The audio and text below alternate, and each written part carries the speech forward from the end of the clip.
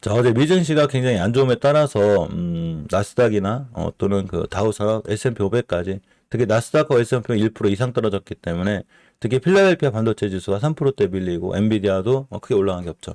자, 어제 하루는 우리나라 증시가 좋았지만 우리나라 증시가 안 그래도 금요일 약한데 미증시처럼 악재를 해서 오늘 하루쯤은 당연히 우리 증시가 밀릴 수 있는 확률이 굉장히 커졌습니다. 아까 알려드렸듯이 자동차나 반도체, 전기차 뭐 이런 친구들 전기차 충전이라든가 OLED 이쪽은 앞으로 살아날 수밖에 없어요. 단지 지금 바로는 못 살아나요. 시장의 주도주가 좀 사라져 버렸죠. 반도체가 시장을 이끌어가는 주도주도 아니고 전기차가 시장을 이끌어가는 주도주가 안 돼 있어요. 지금 물론 2차 전지나 에코프로 같은 친구 잘 날아가긴 하지만 예전보다는 약간은 상승 충력을 상승이 그 추진력을 조금 잃은 상태라 시장이 갈팡질팡하고 있고 변동성이 큽니다. 자, 이럴 때 바로 그 테마주들이 많이 움직이긴 하는데 테마주들은 상당히 굉장히 조심하셔야 돼요. 물론 엉뚱하게 좋은 기업들이 테마주로 엮일 때가 있어요. 예를 들면 아까 파워로직스 얘기를 했었는데 사실 파워로직스 같은 경우에는 저도 이 친구가 초전도체로 엮일 줄은 몰랐어요. 제가 예전에 여기서 얘기했을 때 왜 얘기했냐, 이 친구가 역시나 폐배터리 사업을 하고 있기 때문에 좋다. 근데 여기가 있대. 이게 초전도체 뛴 거거든요. 근데 사실은 상관없어요. 어차피 우리는 주식 월봉 바닥에 사기 때문에. 그래서 이따 이거 영상 끝나고 멤버님들하고 항상 제가 주식 그 시황 정리에 대한 공부를 하는데 그때 월봉 바닥주에 대한 공부를 참 많이 해요. 물론 그런 월봉 바닥주들도 많이 밀리긴 하는데 결국은 그런 월봉 바닥주들이 나중에는 파울스 조선이 다 뜬다는 거죠. 단지 월봉 바닥에서도 더 바닥이 있기 때문에 이 공간이 굉장히 짜증나고 아까 알려드렸지만 주식은 공포감과 탐욕이 있어요. 이 공포감 속에서 더 공포감을 주기 때문에 개인들이 많이 팔죠. 무서워하고. 야, 이거 사라고, 바닥이라 사라고 했더니 4,100원까지 떨어졌어. 5,000원도 싸다며. 왜 20%가 떨어졌지? 그런데 그 5,000원도 싸다는 주식이 지금 2만원을 가버렸죠. 딱 6개월 걸린 거예요, 이거. 그러니까 3개월, 6개월이 긴 시간이 아닌 거예요. 막 지금 급등주 테마주 쫓아가시는 분들이 다 위험한 거지, 바닥에서부터 단단하게 모아가는 분들은 사실은 위험하지 않다. 그래서 우리 멤버들 저희들 공부하는 바닥주들이 많이 떨어질 때 너무 무서워하지 말고 겁내지 말라는 게 그 얘기예요. 제가 이따 해드릴게요.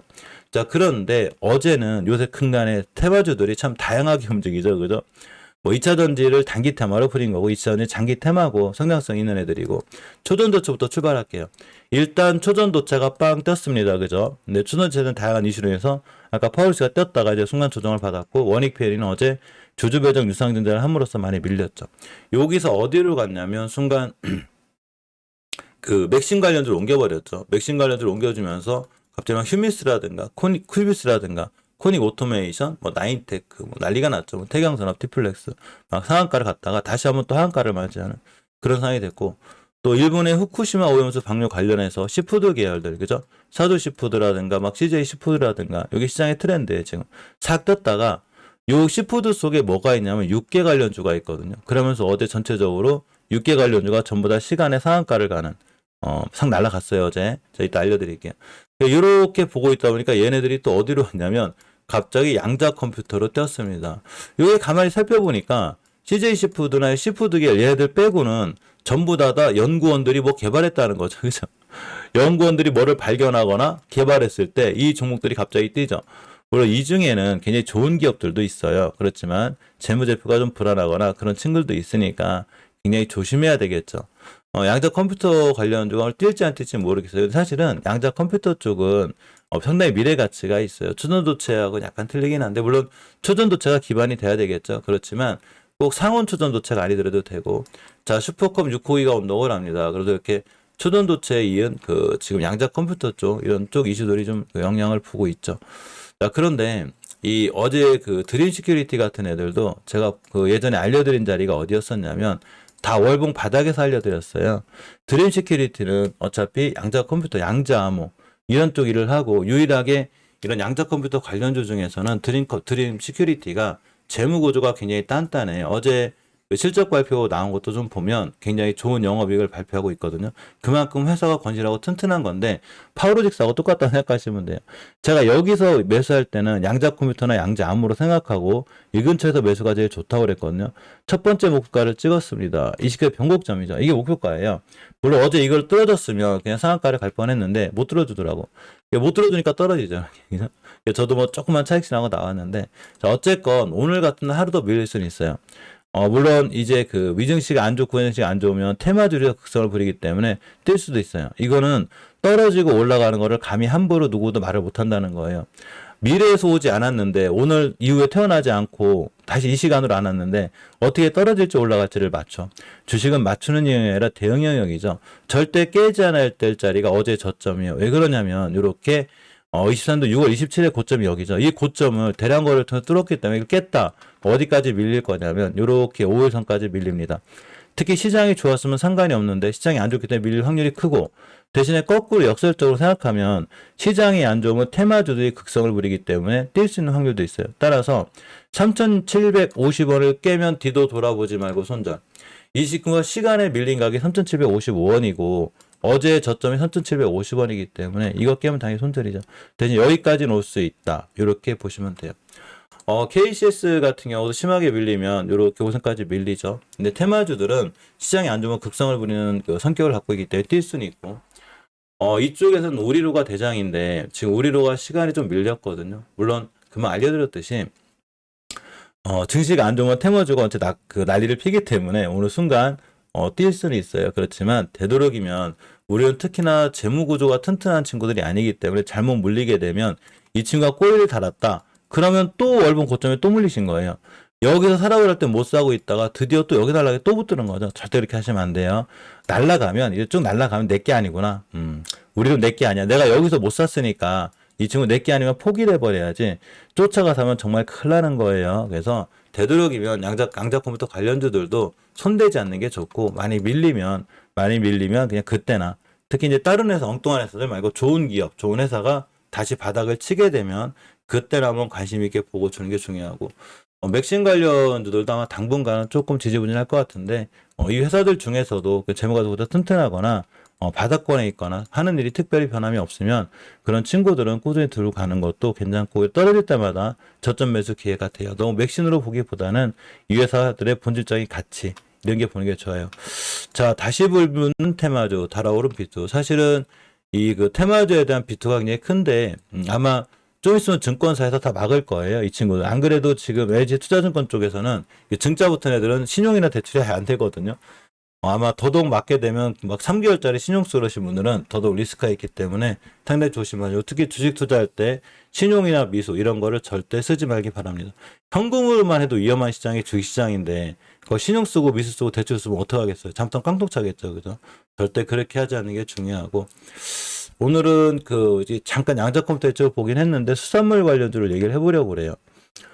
자, 수산물이 불안하다고 합니다. 소비 절벽이 올 수 있는. 그래서 사실은 수산업 관련주가 저는 왜 뛰는지 모르겠는데 사실 실질적인 수혜를 볼 수 있는 확률이 있는 게 이제 육계 관련주죠. 왜냐면 이제 우리 주위에서 친구들 가끔 얘기할 때 보면 지금이야 그린데 앞으로는 수산물을 잘 안 먹겠대요. 자, 그러면서 이제 단기 테마들이잖아요. 테마성으로 한번 보는 게 맞아요. 어제 시간에 올라간 애들을 보면 윙이푸드라든가 마니커 FNG, 마니커가 상한가를 갖고 하림이라든가 그렇게 안 움직이도 뭐 교촌 SP, 동우팜 테이블 전부 다 보시게 되면 닭고기 관련주들이 전부 다 상한가를 가버렸죠.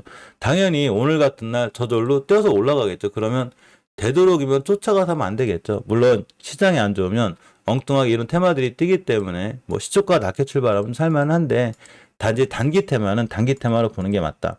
물론 이제 전기차나 반도체나 막 이런 친구들이 주도주로 못 나가기 때문에 시장은 당분간 이렇게 단기 테마들이 잘 움직일 확률이 있어요. 그래서 사실은 이제 소금에 대한 이슈도 좀 있고 그래서 제가 얼마 전에 샘표하고 샘표식품만 올려드렸던 것 같아요. 이 샘표하고 샘표식품도 지금 6개 관련주가 올라갔듯이 한 번쯤 올라가면 좋겠는데 아직은 못 올라가죠. 이 샘표나 샘표식품은 유일하게 그래도 월봉에서 위치가 굉장히 바닥권에 있어요. 낮은 데 있죠.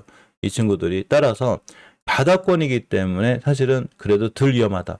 이게 높은 데 올라가 쫓아가 사는 것만 아니면 괜찮거든요. 그렇지만 역시나 샘표나 샘표식품은 단기적인 테마 성격을 갖고 있죠.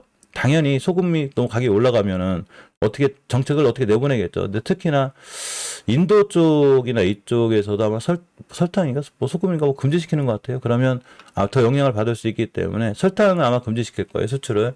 설탕이나 소금 관련주들이 순간 잘 뛸 수 있다. 이렇게 보시면 돼요. 예, 기술적으로 볼 필요가 좀 있는데 이 샘표 같은 경우가 240은 사실은 이제 단기로 짧게 들어갈 때는 5일선 깨면 손절이거든요. 그런데 이렇게 보시면 아직 241선을 훼손하지 않고 있죠. 그래서 241선을 훼손하지 않은 선상에서 매수. 당연히 깨면 손절이에요. 아무리 바닥줄 하더라도 테마성이 단기 테마이기 때문에 그린 거예요. 그래서 241선 매수, 깨자마자 뒤도 돌아보지 말고 손절이고, 챔피언십은 마찬가지로 21선 위에 있죠, 지금. 그리고 또 하나가 이런 게 있어요. 물론 세력들이 그런지 안 그런지 모르겠지만 우리나라 투자하시는 분들 중에 절대로 해서는 안 돼. 그 미수 투자 좋아하시는 분들이 있어요.